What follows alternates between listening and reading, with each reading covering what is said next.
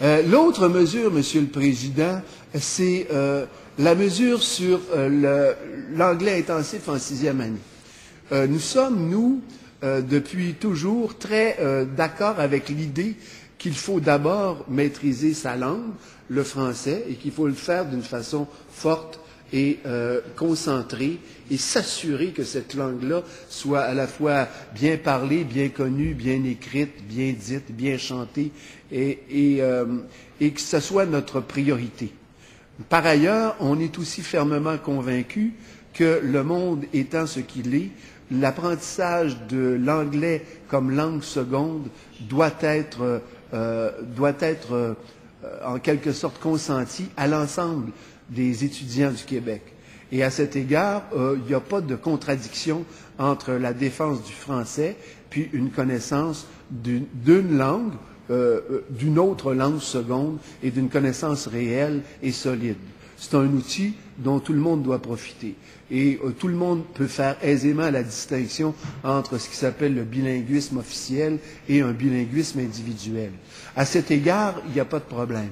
Là où on commence à se poser des questions, c'est quand on voit que tout à coup, le gouvernement qui a été très peu ou très mal actif au niveau de la langue, qui n'a pas fait depuis 8 ans les efforts qui auraient été nécessaires pour s'assurer de bien maintenir l'équilibre linguistique, en particulier dans la grande région de Montréal, lorsqu'on voit que ce gouvernement, sûrement à la suite de sondages, propose, sans la définir avec exactitude, l'idée qu'il va y avoir un apprentissage intensif de l'anglais en 6e année.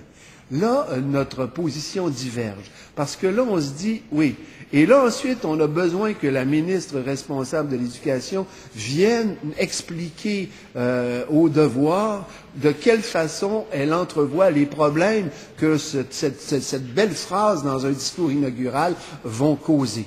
Et à cet égard, là, on entre dans une discussion qui est beaucoup plus profonde, où on se dit, oh là, avant de lancer une phrase comme celle-là, encore faut-il être en mesure de l'opérationnaliser.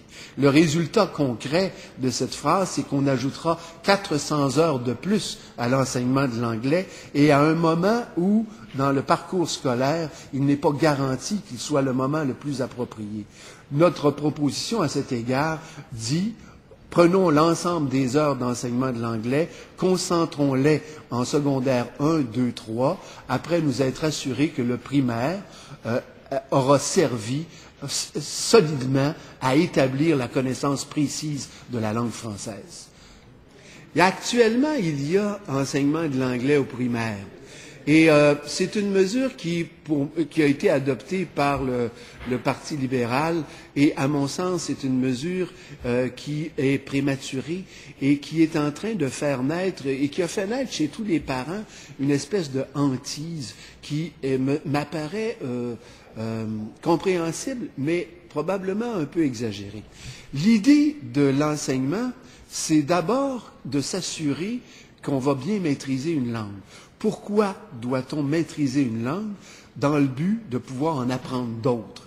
Une langue, et je ne reprendrai pas la fable d'Ésope, mais une langue est constituée d'une certaine structure, d'une certaine grammaire, d'un certain vocabulaire. Elle a ses lois, elle a son intelligence, elle a sa beauté, et pour pouvoir vraiment en profiter à tous les niveaux, au niveau du travail, au niveau de la connaissance, au niveau de la culture, on doit la maîtriser. Et actuellement, on peut, à cet égard, s'interroger sur notre bilan linguistique au Québec au niveau de l'apprentissage du français. Il y a des gens qui, évidemment, seront toujours, alarmistes par rapport à l'état de la langue. Il y en a d'autres qui sont, au contraire, complètement inconscients. Il y a probablement que la réalité est entre les deux. Je pense que dans les faits, les gens parlent une langue qui s'est améliorée au fil du temps. Cependant, il est clair qu'au niveau de l'écrit, il y a sans nul doute des lacunes. On écrit moins et probablement moins bien qu'à une certaine époque, mais l'époque où on écrivait mieux et très bien, c'est probablement que moins de gens écrivaient. Alors, où est la juste balance? Disons que ça demande beaucoup d'études. Ce qu'on sait avec précision, cependant, c'est qu'il faut l'enseigner en bas âge avec rigueur et compétence. Là où intervient un problème, c'est lorsqu'on dit, rendu en 6e année du primaire, vous allez concentrer l'apprentissage de votre année scolaire en une session et vous allez concentrer vous allez consacrer l'autre session à l'apprentissage de l'anglais. Là, je crois qu'on est dans un lieu où il y a une sorte de dérive. Parce que autant les sessions intensives et même l'immersion peuvent réussir dans certaines régions, puis on le voit au Saguenay-Lac-Saint-Jean, autant en faire un principe applicable à tous, universel et à tout le monde, apparaît imprudent. Parce que l'idée de base, c'est d'abord que les gens apprennent, qu'ils apprennent l'ensemble de leur matière et qu'ils le fassent au primaire d'une façon conséquente. Et l'autre idée, celle avec laquelle on approuve, c'est qu'ils puissent apprendre une langue seconde, mais pas nécessairement au moment de la 6e année. Notre proposition dit, plutôt que de prendre ce risque-là, soit de sélectionner des gens pour les forcer à faire une année en une session et ensuite apprendre l'anglais, et donc risquer de causer beaucoup de problèmes aux gens qui ont besoin d'une année complète pour compléter leur formation primaire, et je vais venir sur d'autres considérations, pourquoi ne pas plutôt concentrer ces heures d'enseignement de l'anglais, donc les retirer du primaire et les concentrer sur les 3 premières années du secondaire. L'autre raison, assez évidente, me semble-t-il, c'est qu'il y a beaucoup plus d'écoles primaires que d'écoles secondaires. Ce qui veut dire que le poids pour l'ensemble des gens qui enseignent en 6e année devient considérable. Parce que là, il faut assurer un enseignement intensif de l'anglais durant une session complète. Ça exige des compétences de très nombreuses personnes et à l'évidence, et ça la ministre de l'Éducation l'a dit, ces compétences-là n'existent pas pour le moment. Ça va prendre 5 ans, dit-on, ça va prendre beaucoup plus d'années que ça pour arriver à s'assurer qu'il y ait une égalité de l'offre de services compétents en enseignement de l'anglais langue seconde d'une manière intensive. Donc, on en revient à l'avantage de situer au niveau du secondaire, où il y a beaucoup moins d'écoles secondaires. Évidemment, les écoles primaires se rejoignent, c'est comme les affluents convergent. Et dans ces écoles secondaires, il est beaucoup plus facile et simple d'obtenir des professeurs extrêmement compétents et extrêmement compétents dans l'enseignement de l'anglais langue seconde.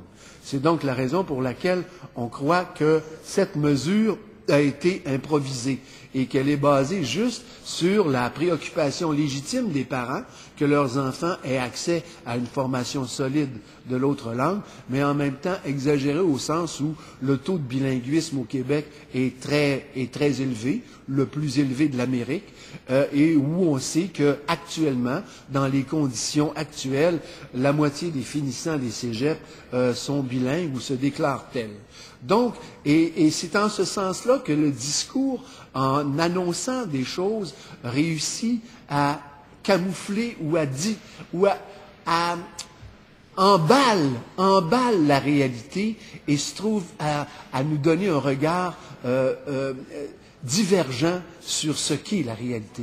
Et en ce sens-là, la seule remarque que je peux faire, la plus grave, serait de dire, mais à quoi correspond donc quelqu'un qui discourt ainsi, alors que ce que l'on souhaite, et ça c'est un souhait qui est exprimé par tout le monde, partout, tout le temps, c'est plutôt que de discourir pour voiler les choses, ce qu'on cherche maintenant dans le discours, et dans le discours de tout le monde, c'est que le discours éclaire la réalité.